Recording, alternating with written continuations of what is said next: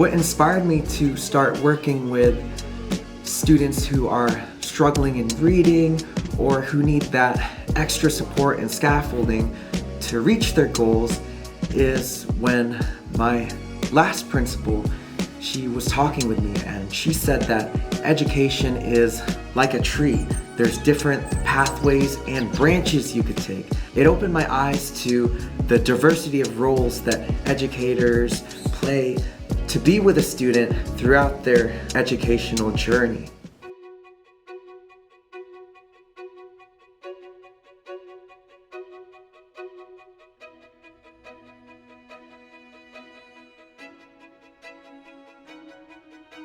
Last year in 2022, I had the privilege of working as a paraeducator in a therapeutic intervention program at a middle school. I was working with 6th through 8th graders. I was practicing positive reinforcement, consistent praise, and chunking lessons so that students have break time in between tasks. A lot of these skills I was able to apply as a literacy intervention teacher at Oasis Charter Public School.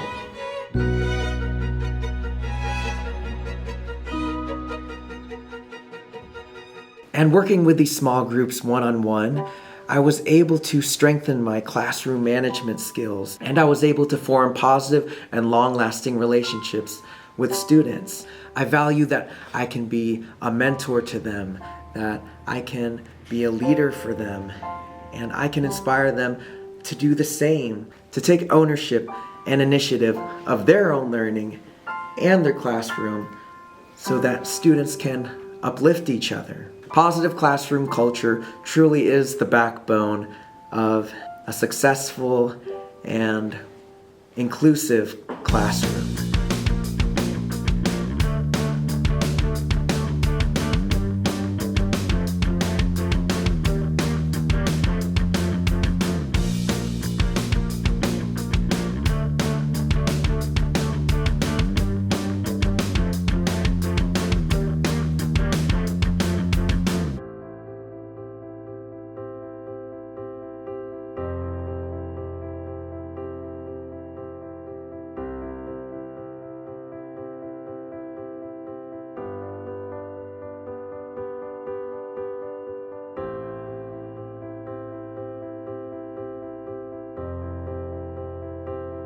When I think of transformation, I think of this 5th grade student that I had this past year. At first, this student did not like reading. And I love when I can get students like this because we can work together to start to gradually develop that love for reading. It starts with a curiosity and a willingness to explore. Those are the cornerstones, the building blocks towards intrinsic motivation. I do fluency with my students, and we observe how many words they're able to read in 1 minute.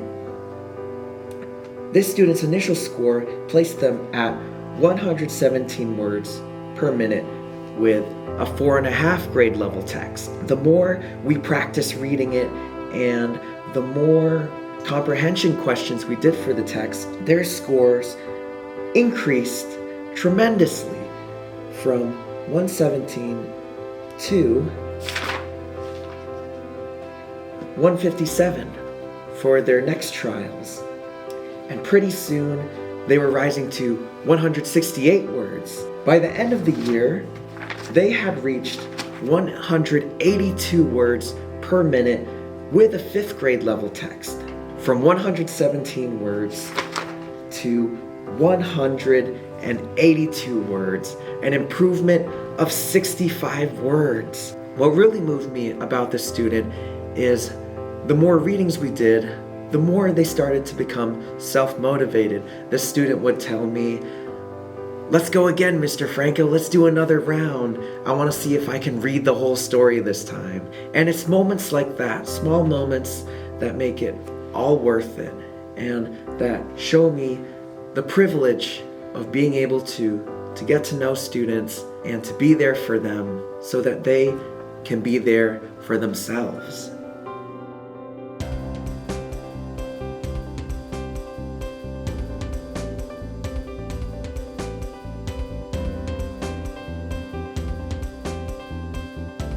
There are two salient messages that I want to convey.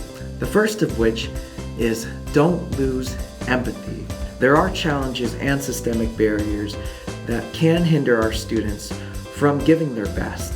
Some of our students have to give their full energy towards making sure that they have a meal to eat and a place to sleep at night. The more we learn about our students as we develop a positive relationship with them, sometimes it can be difficult to remain optimistic.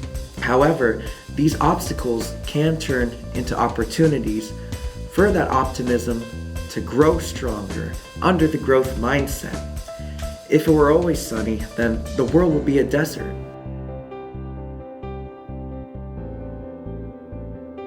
And so these real moments and stories that students are trusting us to share with us, it's important to remain open, to remain as someone that students feel comfortable going to and working together with.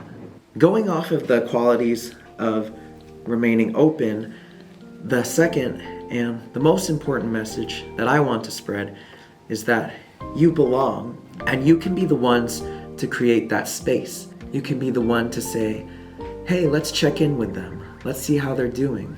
Or let's include them in our activity. Maybe we can make a new friend with them. The more we use this type of language, the more it becomes a part of students' everyday speech and conversations. When I was a child, sometimes I would feel left out. And that's why today and every day, I want to make sure that students, staff, and families feel included, they feel validated and listened to and advocated for.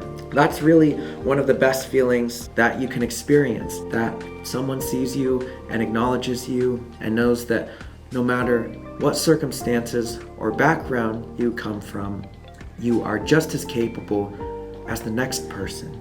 You can still live a good life and attain the education that you deserve.